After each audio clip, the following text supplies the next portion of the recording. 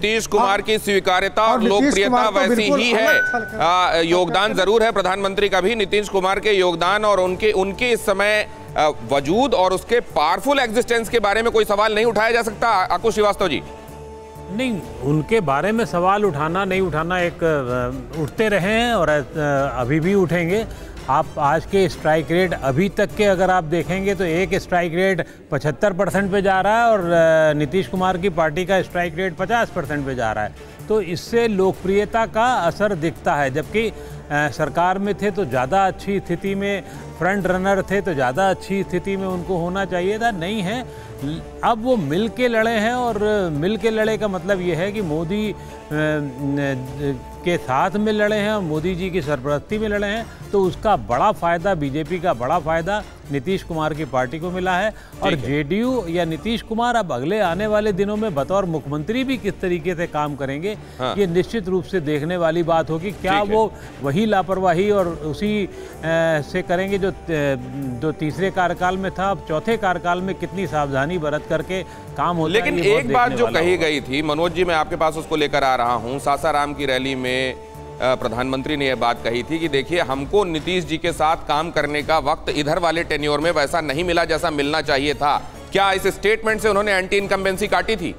निश्चित रूप से। और मेरा मानना यह है कि ये अपोजिशन की मेहरबानी ज़्यादा रही कि चुनाव को नरेंद्र मोदी के ऊपर ले जाया गया। प्रधानमंत्री ने प्रचार किया और जाहिर तौर पर उनका सबसे ज़्यादा असर चुनाव पर रहा और उनके चलते भाजपा की सीटें बढ़ी हैं।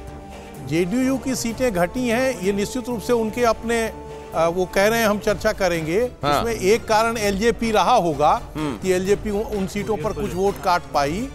लेकिन निश्चित रूप से मेरा मानना यह है कि नीतीश कुमार के नाम पर कुछ वोट तो एडिशनल मिले ही होंगे, ऐसा मेरा मानना है। लेकिन सबसे बड़ा मुद्दा या सबसे बड़ा चेहरा चुनाव का प्रधानमंत्री का बनाने में भाजपा से ज्यादा अपोजिशन के लोगों की भूमिका रही। प्रधानमंत्री ने तो रैली की ही, ठीक है, और गए ही 12 जगह, राइट। लेकिन प्रधानमंत्री से ज्यादा और भाजपा के लोगों से ज्यादा ये अपोजिशन के लोगों ने जबरदस्ती गुजरात, आखिर जब सीमांचल में चुनाव हो रहे थे तो जबरदस्ती गुजरात दंगे ले आए।